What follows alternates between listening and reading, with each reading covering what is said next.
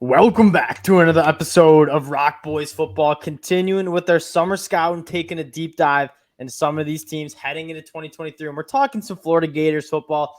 This is a team we've done a lot of talking about. They've been hot on the recruiting trail. They got active in the transfer portal. Now we get the chance to talk about what this team is going to look like in 2023. Now, before we get into it again, just want to say shout out to the Florida Gator fans. Again, we've been talking a lot of Florida football. You guys have shown a ton of love to the boys. So if you do enjoy the content, consider subscribing to the channel. And then more importantly, Florida fans, let us know in the comment section players we might be sleeping on, position groups we might be sleeping on, and then overall thoughts on what our expectations are for the Florida Gators, because we've done a lot of talking about it. Like, this is not a team that, after kind of digging into this team, is going to be competing for an SEC title. But the young cats on this team in the 2023 class, in the 2022 class, and then you take a sneak peek at what you're doing in the 2024 class, like, you're feeling really good about the future of this program. And so maybe not an SEC title this year, but kind of getting some of those young cats in, building on some success. That's what we're looking for. So appreciate you guys rocking with us, Dill. I'm going to kick it off to you. Let's start on the offensive side of the football. How are we feeling about the Florida Gators heading into 2023? And you're right. One of the fundamental issues is that I'm very surprised they stuck with Graham Mertz as the only quarterback they pulled out of the portal, because right now, I mean, Jack Miller, I don't know that you believe much in what he's capable of doing after that Oregon State game. You don't really have any big recruits. I mean, they're coming, the DJ Lagway. It's going to be the DJ Lagway show, obviously. Oh, yeah. Come on. But right now, I just, from what you saw at Wisconsin, and granted, that's an offense that is very not friendly to quarterbacks. So who knows? A change of scenery, maybe a Joe Burrow. Palm trees will do it to you. Hey, moving down to Florida, the palm trees will put you in a better headspace. Now, my take on the quarterback is, like, we don't need to beat a dead horse. I think most Florida Gator fans are, like, kind of not feeling great about the quarterback you're going to be trotting out there in 2023. And, like, that is what it is. Now, there's some reasons to be optimistic about Graham Mertz. He has flashed at times. He was a former top 100 national recruit. As Dill mentioned, like, Wisco was not an offense that you're going to flourish in. That being said, that is what it is. But what I'm more excited about is, like, what's around Graham Mertz, specifically at this wide receiver spot that, honestly, like, since the Kadarius Toney, Kyle Pitts, Grimes days, like, it's been a little bit of a sore spot, right? They've hit on some guys, but they had hit on some guys recruiting that haven't really translated to the field. Man, am I excited about the young cats. And you have a guy like Ricky Pearsall, who you feel pretty solid about. But Andy Jean, Aiden Mazzell, Eugene Wilson, if we're talking about building for this 2024 and 2025 season, I want to see these guys get a lot of burn, because what you heard out of spring camp is a couple of them were really popping. And they're super talented guys that can burn down the field.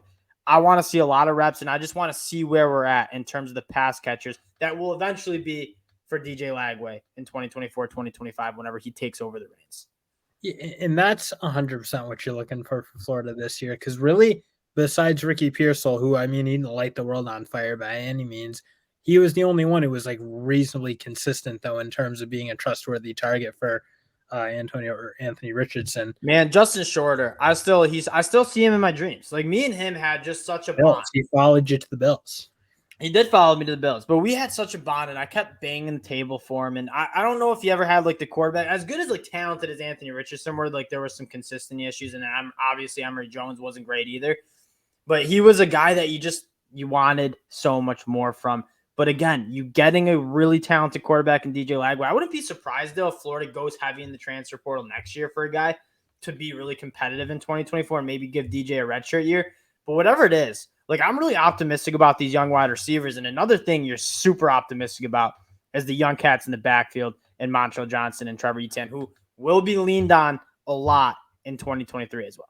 Yeah, and they should be. I mean, they're both really, really good. Trevor Etienne especially feels like a guy who, by the time he's ready to come out, it's going to be, I mean, right up there at the top of his class. 100%. What he did last year was, especially against a team like Utah to play that early and that well against that physical of a team, like, you have certainly some really high hopes for him, and Montrell Johnson too. Like, these two are gonna be again, unless these freshman wideouts light the world on fire, and they're gonna be the stars of the show, I think.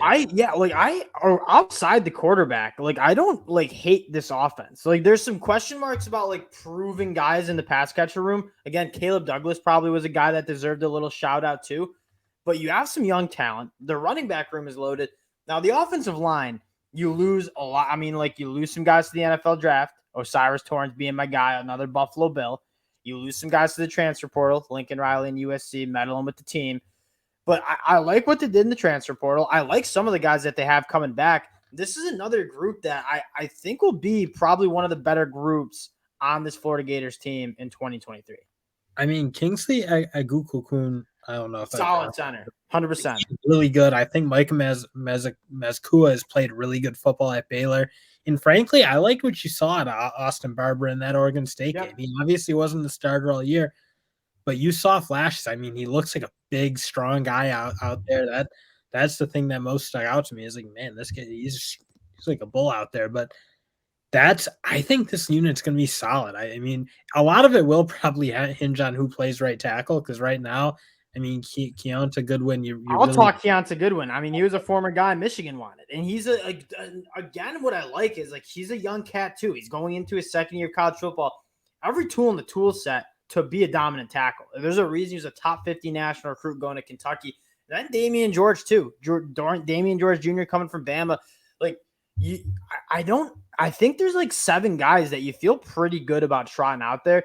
And so solid depth. I think you have a solid group. And again, some young cats that probably will be there in the 2024 season as well. And that's, again, I really think the story of this team is you're not going to be here. And I'm not going to tell Florida fans like, oh, like you don't want to try to go win football games. Like, yes, you do. But what you want to see more, and there are no moral victories, especially when you're talking about a historic program like the Gators, but you want to see these guys compete. You want to see the young cats play a lot, and you want to see good football because, again, we got our 2020, our mind set on 2024. And what I'm really fired up about, though, is this defense. Like, Austin Armstrong might be one of my favorite defensive coordinator hires across college football. This is a Florida Gators team, and Austin Armstrong is going to bring the heat. Like, this is not going to be a conservative defense. You're going to see a lot of blitzes. You're going to see a lot of exotic stuff, and they got the front 7 to absolutely get after it. I mean, this is where you got some real exciting guys who played awesome as true freshmen. I mean, Chris McClellan from money, I think he's going to be so good. I mean, I saw him running offensive guards right into the backfield. Just a big, strong kid to be that big, that young. I mean, Princely Unamalele played good. But I think you're looking for some of these young guys. I love Princely, by the way. He was a guy that would have gone maybe late day 2, early day 3 in the NFL draft. So like some serious burst around the edge. What they did is go to the portal and get some depth, because that was like the biggest problem. And a guy like Ravon Dexter, I think a lot of Florida fans have heard me get on this soapbox and just talk about the depth of this defense on it, which wasn't there. I mean, Dexter was playing way too many snaps. Why? Because they just didn't have guys that could be like serviceable dudes to rotate in. And that's at a position that you got to have depth in. Those big dogs are going to get tired. You might have some banged up injuries. Like, it's vital to have depth, have a rotation. That's why Georgia's been so successful. And what does Billy Napier do?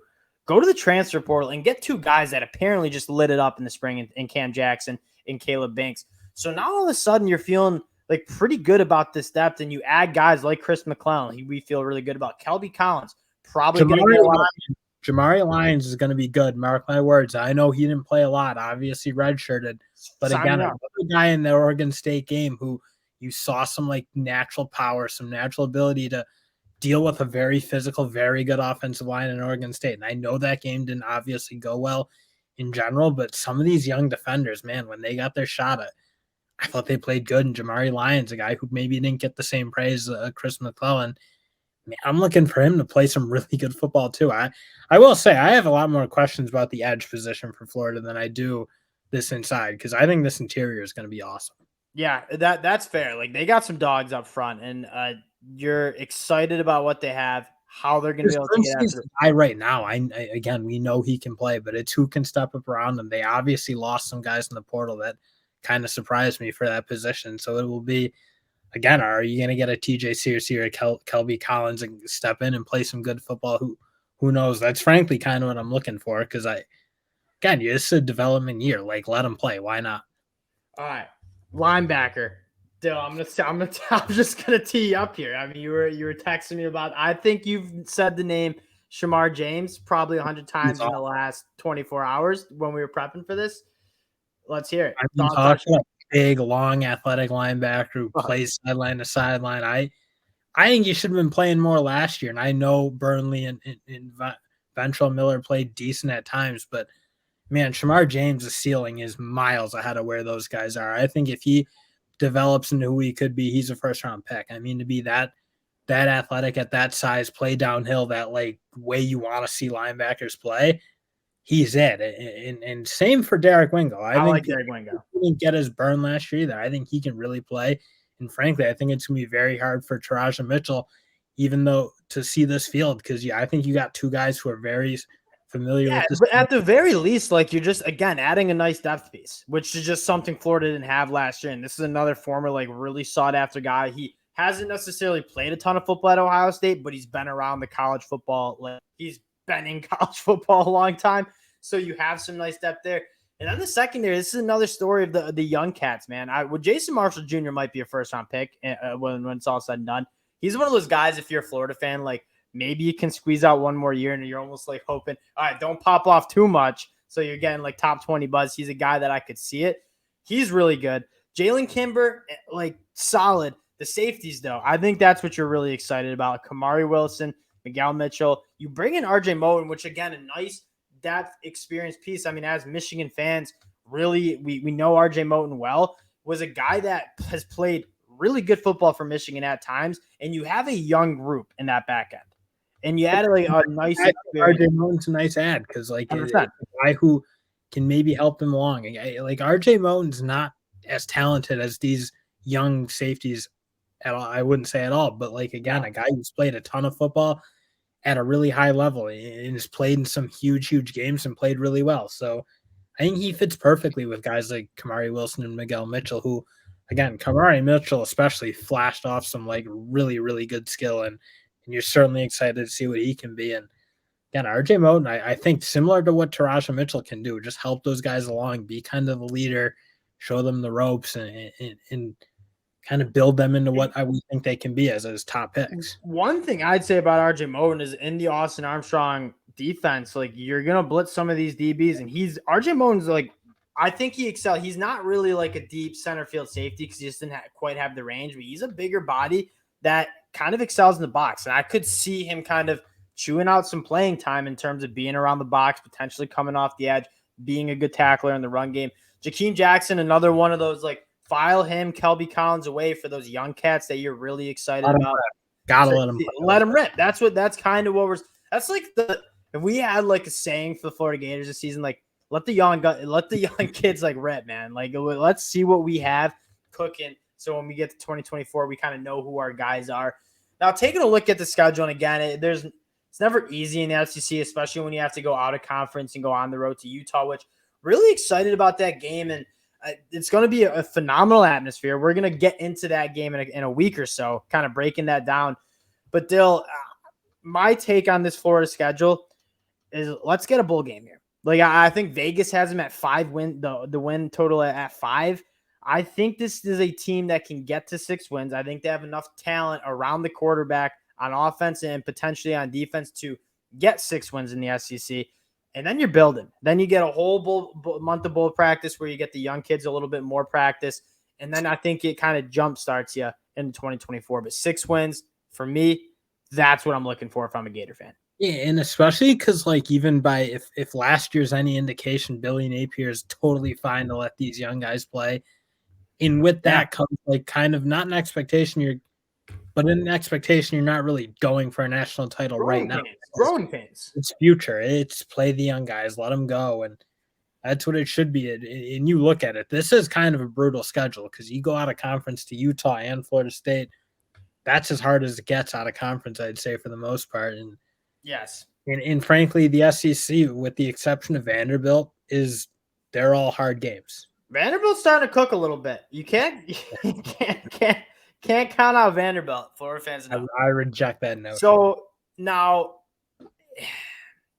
yeah, I that's kind of where I'm at. 6-6. I mean, brutal schedule. And I hate saying that for Florida fans, and I guess we'll close on it's just like Dan Mullen, like, just didn't lead this program. We've said it before. Like, it's not a full-on rebuild because this team is never going to get bad enough to, like, the talent's just not there and you have to blow it all up. but it wasn't in a good spot. And Billy Napier's coming in. And I think he has a little bit more work to do than the national media is talking about Billy Napier being on the hot seat after this year. Those people are idiots. And if it gets really ugly and they only win 3 games, sure, I get it. But it's you got to give Billy Napier some time because what he's doing, it's not a 1-2 year fix. You got to. But that'll be the thing is you want to see these true sophomores play really good because it'll at least give you confidence that, okay, Billy Napier can take these recruits and build them into stars. You want to see Shamar James take a big step, Chris McClellan take a big step, Caleb Douglas improve and be kind of a guy they can rely on. That's, to me, a big part of this year because that's frankly how Billy Napier is doing it. He is not hammering the portal like some of these new coaches, taking 30, 40 guys. He took a decent-sized classes both years, but nothing crazy, nothing – it's building it up through the recruiting, and that's where he's winning right now. That's a really good point. I think Billy Napier is showing that's how he wants to do this. He's not gonna be a Lane Kiffin and get there and just completely turn over the roster.